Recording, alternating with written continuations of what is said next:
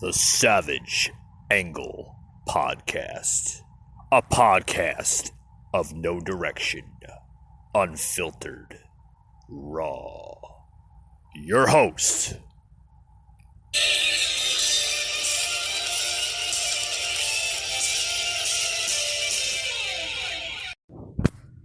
hello everyone, welcome to Wednesday's edition to The Savage Angle. This is Mike. Glad to have you on the show today, my loyal listeners out there in the podcast world. Got a lot to talk about on today's show. First, I want to open up with this crazy story. Anybody like Wendy's? Well, you know, you might not like the company after this story.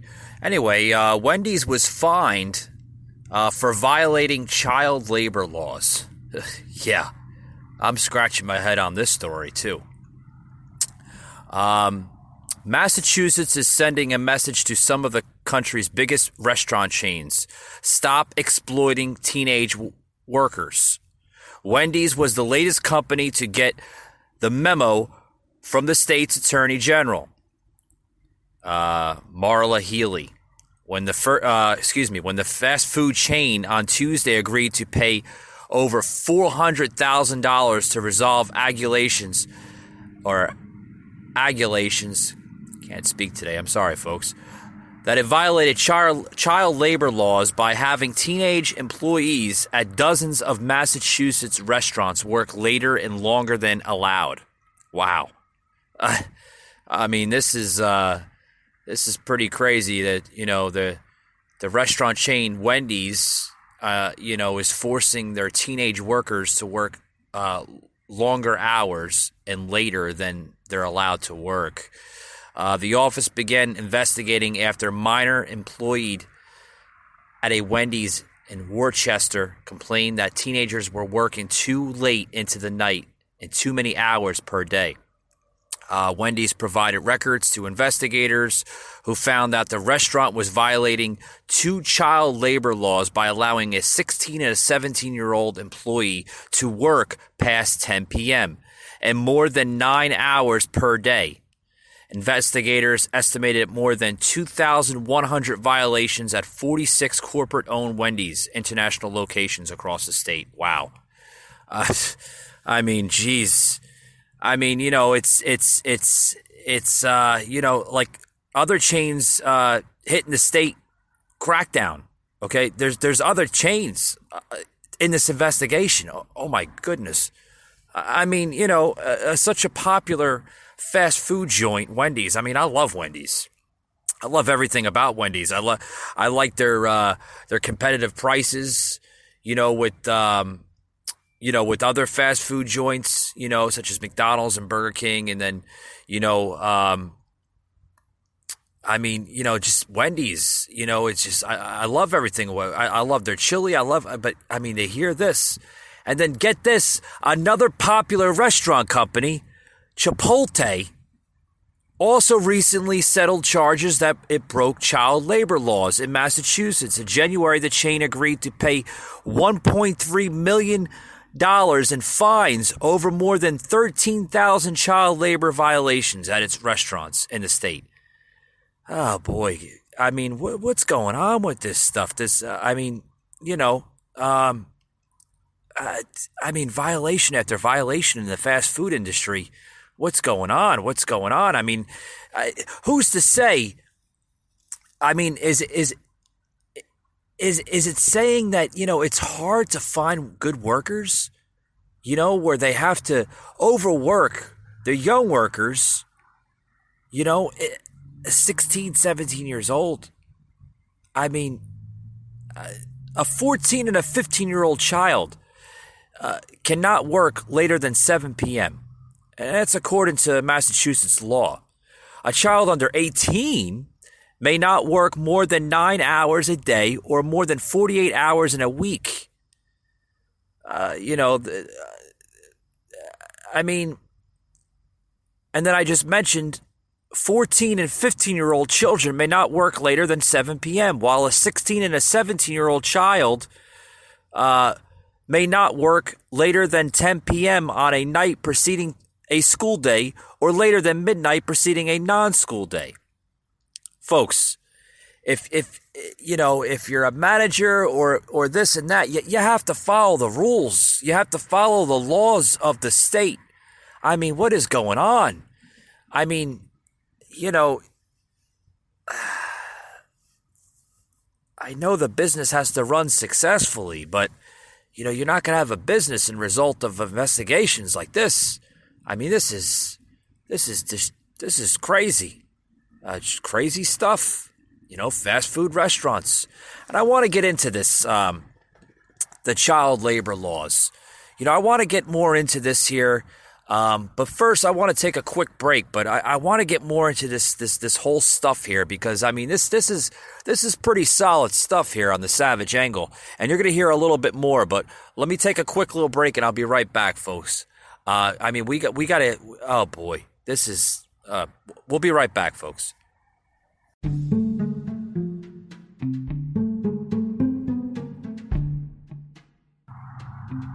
Savage Angle. We'll be right back after these words.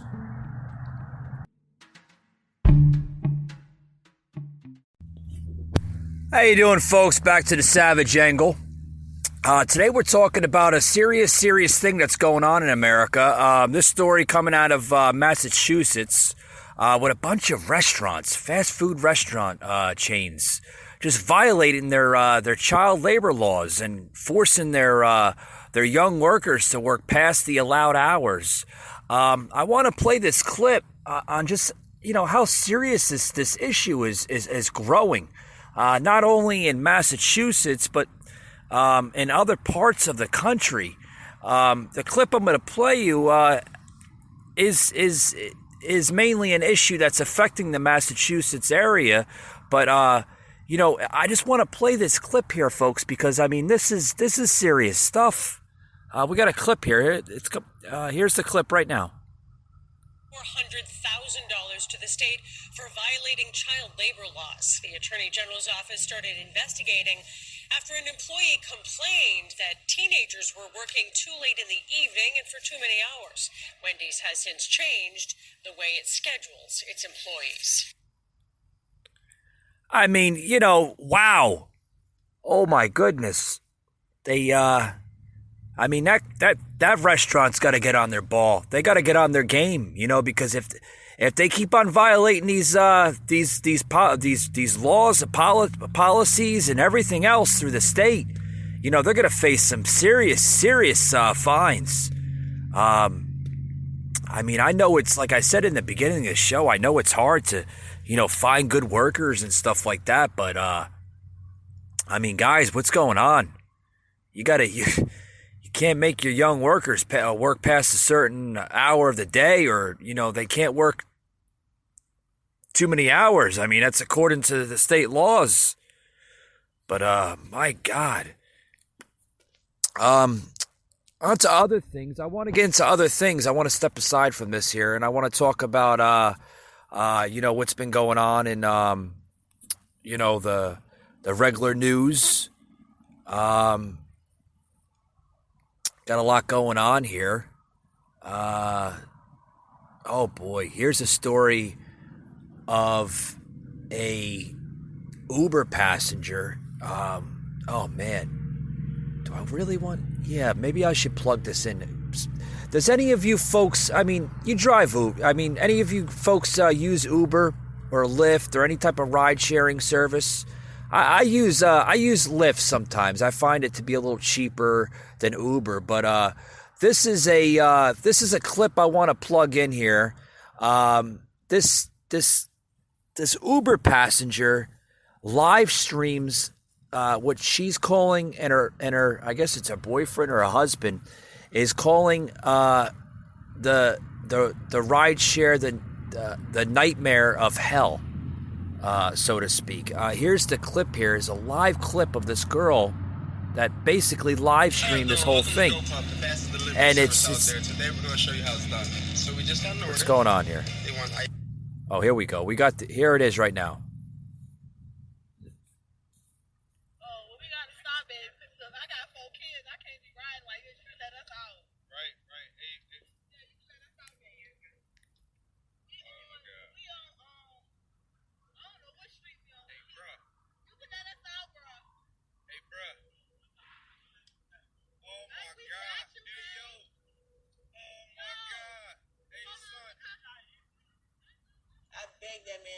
he stopped. He kept going. That was the scariest moment of my life. Oh my God! Can you imagine just driving in that Uber, and this guy? Hey, we in the lift and we just got hit. So the lift driver is following the person.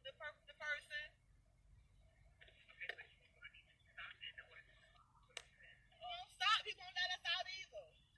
He want to catch the dude. And we running through red lights like. 2 people almost hit us. Yo. I just want to get out. Like, I got 4 kids. Oh, God. He can hear you, ma'am. Oh, my God. Oh, my God, shorty. Oh, guys, that what you're hearing, folks, is it was a live stream clip that I had played on the show here from an Uber passenger that was live streaming this whole thing from the back seat of the car of the Uber driver that was driving this car. Basically, the passenger kept on saying, just drop us off, and the driver just kept on going. I mean, guys, with the advance of technology, a lot of people, they prefer, with the safety enhancements and everything else, between, regular taxi cabs and Ubers and Lyfts. They prefer the Ubers and Lyfts over the taxi cabs because, I don't know if you, my listeners, have ever gotten into a Uber or Lyft and did the comparison between them and a regular taxi, but a regular taxi can sometimes cost, an extra $20 or $30 on top of, a regular Lyft or Uber. And people prefer the Uber and Lyft because of the safety enhancements too. They provide, both companies provide a photo of the driver, the license plate, and the make and model and year and color of the car. And a lot of people like that. Well, apparently this Uber passenger wasn't liking her Uber driver and the experience that her and her, I'm assuming her boyfriend or her husband, in the back seat, called the rideshare ride a nightmare from hell. This driver just ignored their wishes. They just wanted to be dropped off, and he just kept on driving and driving and driving. Folks, when you sign up for these apps, I believe I said this, on another episode of my podcast. When you're signing up for these apps, you're allowing to give your personal information to these apps. Okay, folks. So you're giving away your privacy. I mean, I know it's Uber and Lyft and everything, and they stand by their promise of, security, privacy, and background check clearances and stuff like that. But, even with an Uber or Lyft driver, you gotta use some common sense, folks. I mean, just by, hey, the license plate matches what it says on the app. I can understand that. But you don't know who the hell this person is, where they come from. I mean, have we gone to a society where we put our trust in the stranger today more now than we did, 20, 30, 40 years ago? I mean, it seems like that. It seems like there's more trust with strangers today. I can remember, oh man, I want to say this because, everything my mother had said and grandparents would say back in the day, it all makes sense now. I mean, I remember when my parents and my grandparents would say on the back in the day, you'd never get in a car with a stranger. Well, I mean, look what we're doing today as a society. We're getting into cars with strangers, and it's called Uber and Lyft. You know what I mean? Excuse me, I'm drinking my favorite coffee. Gotta love that coffee. Hazelnut with oh boy, good stuff. But back to what I was saying, you know, you have to be careful, so you don't run into a scenario such as this Uber and Lyft driver. Just the story took place. Oh man, just be careful. You never know who the hell you're gonna be dealing with. Never know who you're gonna be dealing with. It's just crazy stuff. Crazy stuff. Here's another story coming out of some political news here. We're gonna get into some political news. I know my listeners are out there saying, "Hey, Mike, let's hear some political news." I know you got some Trump news. Oh boy, do I have some Trump news! I got some Trump news here for you.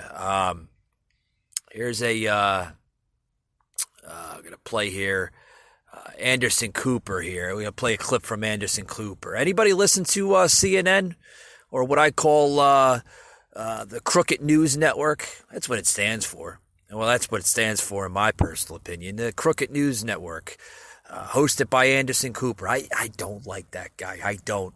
A lot of negativity comes from him. They do. It's so much negativity.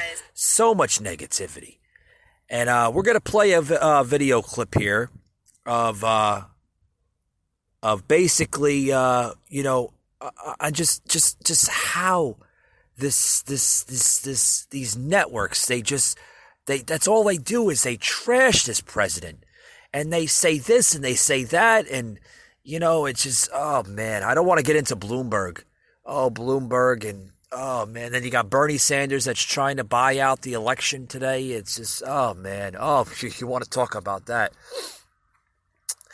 Anybody? I know I'm going sidetracking here from Crooked News Network, CNN, to Bernie Sanders, to Mike Bloomberg, but this will all make sense in a little bit, folks. You got Bernie Sanders, the latest debacle. He's trying to buy out the election. Yeah, he's trying,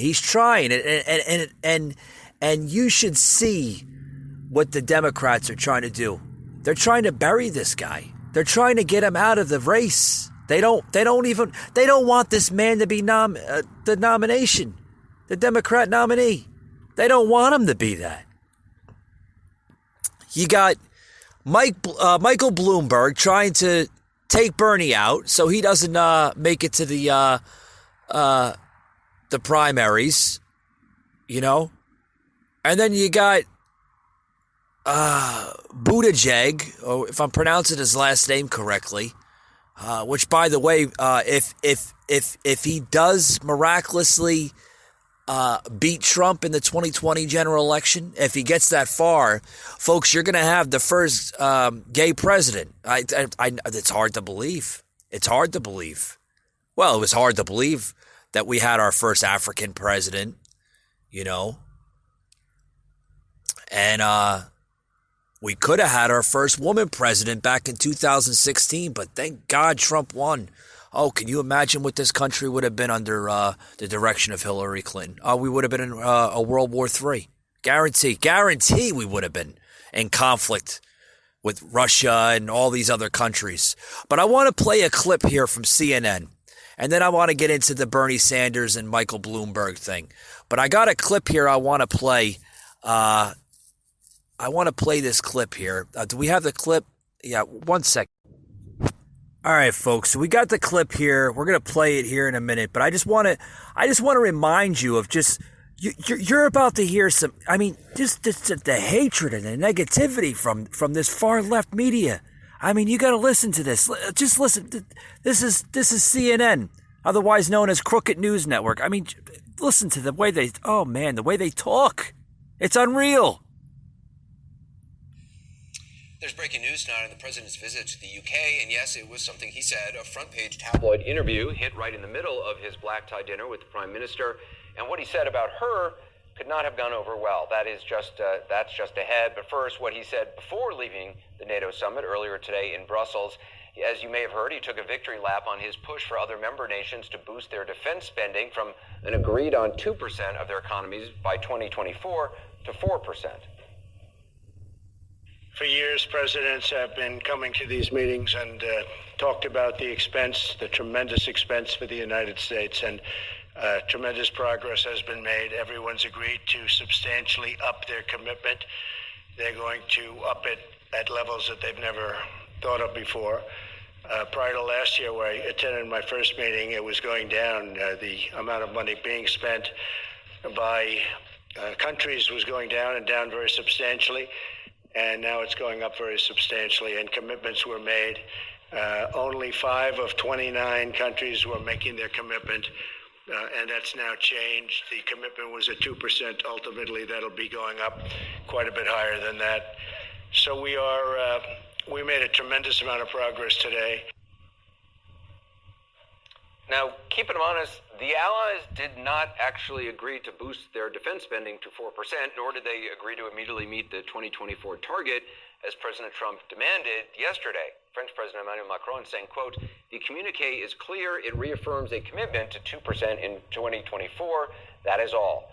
NATO's General Secretary Jens Stoltenberg saying merely that the president's direct approach had, and I'm quoting here, quote, "helped allies to really hear his message."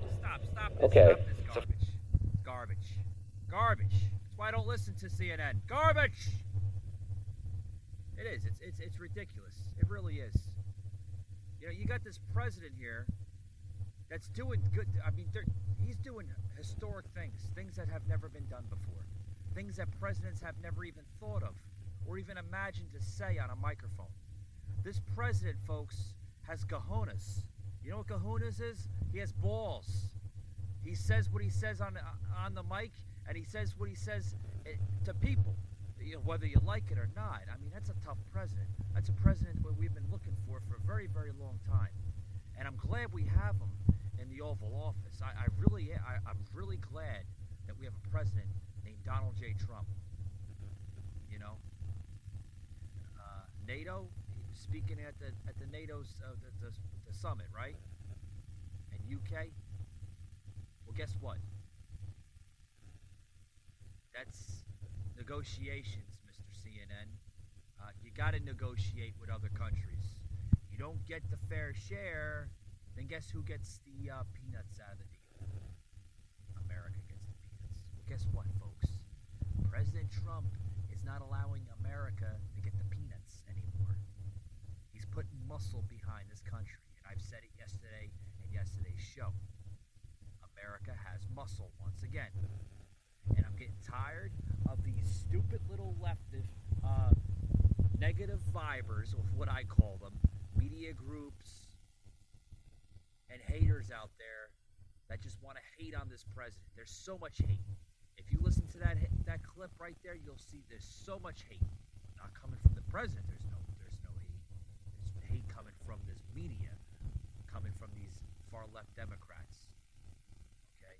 Coming from these just destructors of this country that want to just bring this president down and embarrass him and this and that. Well, guess what, folks? He's not going down. He's gonna stay at the helm, right? He's gonna stay, because America's like a big ship. He's gonna stay at the helm. He's gonna operate this country like it's a fine-tuned machine of what it's supposed to be, right? And he's gonna make this fine-tuned machine, such as America, go places where you want it to go. Frankly, do you want to have a strong America or a weak America? Well, under President Trump, I think we should have a strong America. What do you think, folks? After this couple little words, you'll hear more. But I'm going to take a quick little break, and you'll hear more here on the Savage Angle after these few words. Democratic socialism, not communism, Mr. Bloomberg. That's a cheap shot. Let's talk about democratic. Let's talk about what goes on in countries like Denmark, where Pete correctly pointed out they have a much higher quality of life in many respects than we do. What are we talking about? We are living in many ways in a socialist society right now. Problem is, as Dr. Martin Luther King reminded us, we have socialism for the very rich, rugged individualism for the poor. Wait a second. Let me finish. When Donald Trump gets $800 million in tax breaks and subsidies. Oh, shut up, Sanders. You don't know what you're talking about. That's oh, socialism boy. For the rich. When Walmart, we have to subsidize Walmart's workers who are on Medicaid and food stamps because the wealthiest family in America pays starvation wages. That's socialism. Oh, bringing down Walmart, huh, Sanders? Oh, boy. Democratic socialism for working people, not billionaires. Health care for all, educational opportunity for all. Senator, thank you. Mayor Bloomberg, would you like the question was about socialism. What a wonderful country. What we have to do is we have to bring in socialism into this country because socialism is going to save America. Oh, blah, blah, blah, blah, blah, blah, blah, blah, blah, blah. Uncle Bernie, I think you need to step down from the podium, sir, because I think you're a little too old for this game here. I don't think that you're gonna get to the end there with the nominee. I don't think. I think Bloomberg's got a little bit more on you. I think. I don't think you have a chance against Trump. And if you do, make it to the nomination, and you go on to try to beat Trump in the 2020 election. It's not going to happen there, Bernie. It's not. It's not. And did you hear that, guys? I mean, he's going all full spar against the other nominees, the other Democrats there on the stage. He's sparring against Bloomberg. He's sparring against the other ones. I mean, it's just crazy. It's crazy to hear this old man just spew out nonsense, and then to say stuff about Walmart. Oh, you have these Walmart workers that are on food stamps and blah blah blah blah blah. Bernie, have you ever had a job in your life? I don't know. Have you ever ran a business in your life? Do you know the fundamentals of that? Oh man. Oh boy, you want to know how far? It's just the arrogance coming from the far left. It's just unreal. It's unreal. It really is. It's. Oh boy, you want to? Let's listen to some more of this. Oh man, this is crazy. This is nonsense. This is Bernie Sanders, Mike Bloomberg, and Joe Biden. They spar over socialism. Democratic socialism. I mean, this is nuts. This is what America is today. And this is what's going on in American politics. They're sparring over democratic socialism and capitalism. It's nuts. It's nuts. You got to listen to more of this crap. We have the best known socialist in the country happens to be a millionaire with 3 houses. What I miss here? Well, you missed that I work in Washington, house one. That's the first problem. Live in Burlington, house 2. That's good. And like thousands of other Vermonters, I do have a summer camp. Forgive me for that. Where is your home? Which tax haven? New York City. Thank you very much. And I pay Oh all my taxes. my God. And I'm happy to do it because I get something for it. And let me say, I thought the senator next to me was half right. I agree we should raise taxes on the. Oh my God! Are we watching a Democratic debate, or are we watching a reality show? On cable television. This is nuts.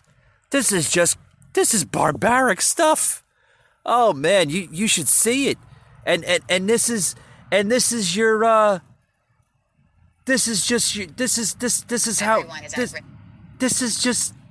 how American politics work. I mean, the Democratic side, I don't think you see any of this crap on the Republican side. You don't see any of this stuff on the Republican side. It's just, it's nuts how they're turning on one another. Oh man. Oh boy. This is crazy, crazy stuff. It really is. Folks, this is exactly where, this is exactly how Donald Trump back in 2016 said it. I mean, he called it. He called it right down the middle, folks. He said, when I become president, you're going to see the swamp basically turning on one another. And we're seeing it right before our eyes. Right before our eyes. I mean, they're turning on one another. It's just like they have no agenda. They have no message. They have no policy. They don't have anything nothing. They don't have any, like I said, no message, no agenda to move this country forward.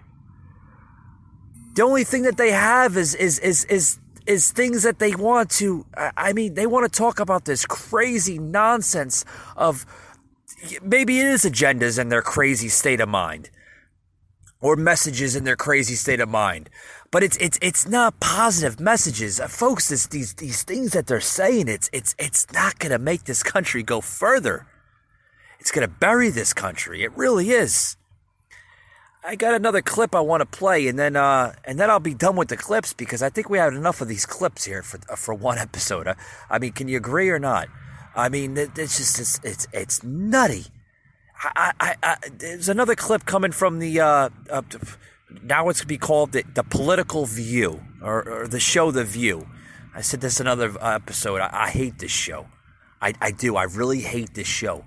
But I want to plug in this clip here to my podcast just to show you the hate that this far left is spewing out. It really it's mind-boggling. You're going to hear none other than special guests on there, AOC, or what people come to call her occasional Cortez. Here, I mean, oh man, it just, look, you could see like the far left just ripping on each other, and then the people that support this political party, I mean, they're even turning on, on their supporters, and the supporters are turning against their, I mean, it's just, oh boy, it's chaotic. Here, let's play this clip here for you guys. I was very happy when you were elected, because I thought it was a great step in a good direction. And then you lost me because it felt like you were saying to people like me that I was too old and didn't do enough to make. Well, that's what it sounded like. And so that has bothered me, because I feel like I love young people. I was once one. But you're on my shoulders. Absolutely. And we have carried this fight. People like, Nancy Pelosi, who was the only chick in the room for years. And Madam Feinstein, who was the only chick in the room for years and had to deal with all that stuff. And to sort of hear it sound like you were dismissing us bothered the hell out of me. Of course. She's been very upset about it. And I've been very upset about it for a long time. So do you think maybe they misunderstood what you were saying? Did I misunderstand what you were saying? Because I read the blurb on the website, so maybe you can clarify. No, of course, and I appreciate you sharing that with me, because I think. Well, I figured everybody else probably already. Yeah, no, I appreciate you sharing that with me, and I think that that's something that we have to model more in politics.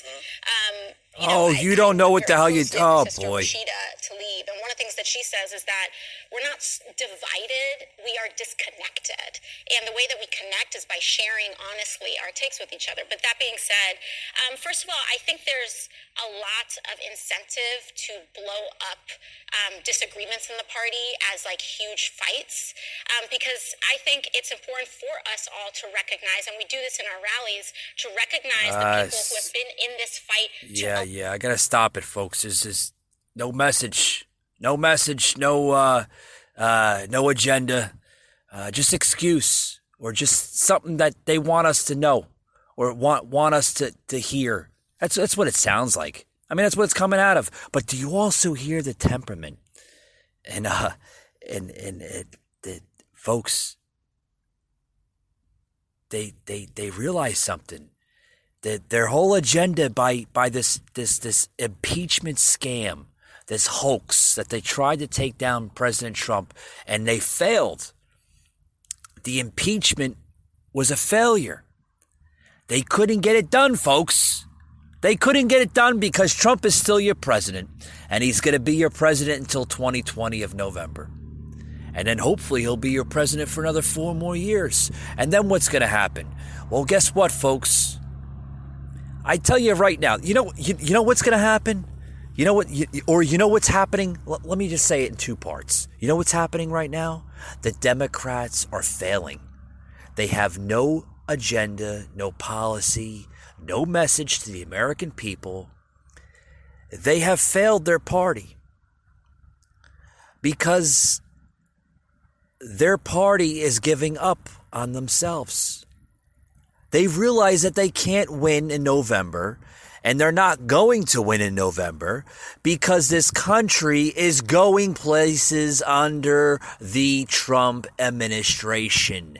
And it will continue going places in the 2020, 21, 22, 23, and 24. Oh, you would joke around where President Trump tweeted, "The Trump presidential eras will continue to the year 3000.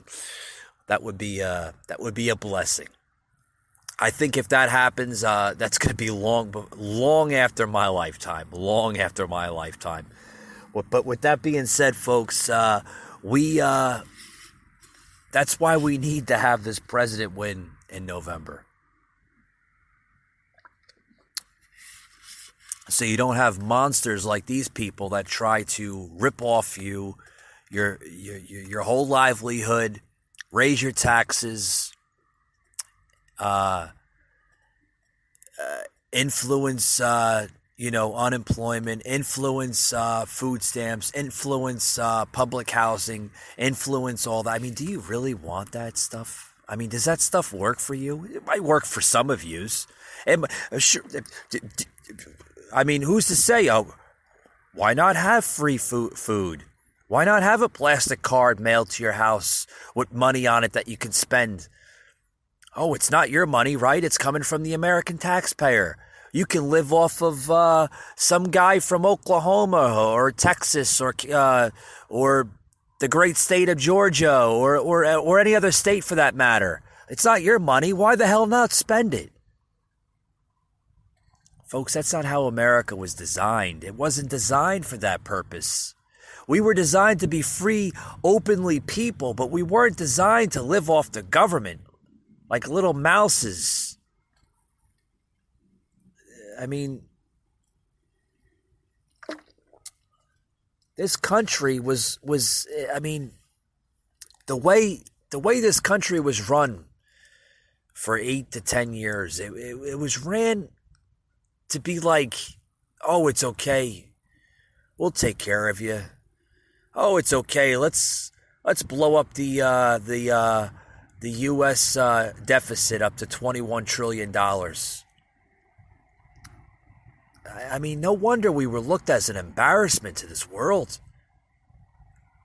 I'm so glad we have a president right now in Washington that's literally putting us back on the map, putting us back where we rightfully belong in the world as a country. But what doesn't make sense is people that mock and make a mockery of this man when all he's doing is good for the American people. He didn't need this job. I've said it time after time after time after again. He didn't need this job. He didn't need to run for president. But I'm glad he did, because I don't know a president, certainly in my lifetime so far, that would fight so hard for the American people. There hasn't been a president in my lifetime that has fought so hard for these American people, such as myself and my fellow Americans out there, fighting every day of his life to secure a border, to make sure the borders are secured, to make sure that health care is fairly given to those who deserve it, is fighting for low taxes, high job growth, and trust with foreign allies.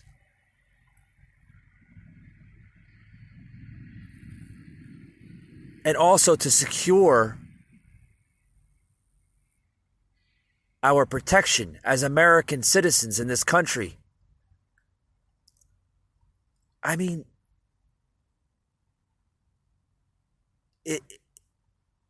I have to ask this question. Every single time you attack or bash Trump, you're attacking American traditions, American, the whole meaning behind this country. You need to ask yourself that question.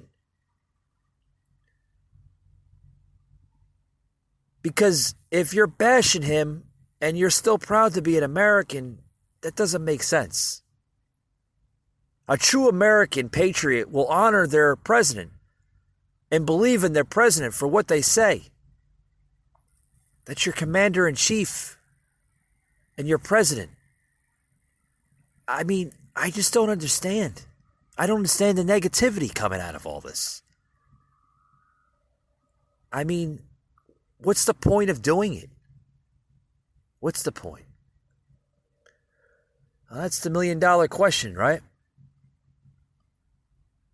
The only way this country will succeed as a nation is if we Americans, both on a Republican side and a Democratic side, come together as one united people.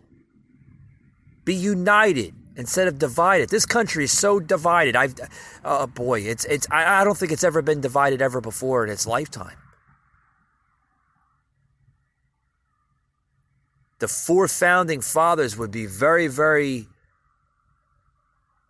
saddened and upset to see what's really going on in this country today. Oh boy, they would be very, very upset. But with that being said, folks, I hope you enjoyed today's podcast. It was an interesting one today, I have to admit. But I hope you enjoyed today's podcast. And as always, we'll hope to see you on the next one. I mean, I just don't have words to say. The things that are going on in this country today, it just baffles me. It really does. It baffles the hell out of me. I don't understand the hatred. I don't. I don't understand of why people get to the way they get today about everything that's going on. I mean, don't you see the growth? Don't you see the success where this country's going? Or are you living under a rock? With that being said, folks, thank you for joining the Savage Angle podcast, and we'll hopefully see you on the next one.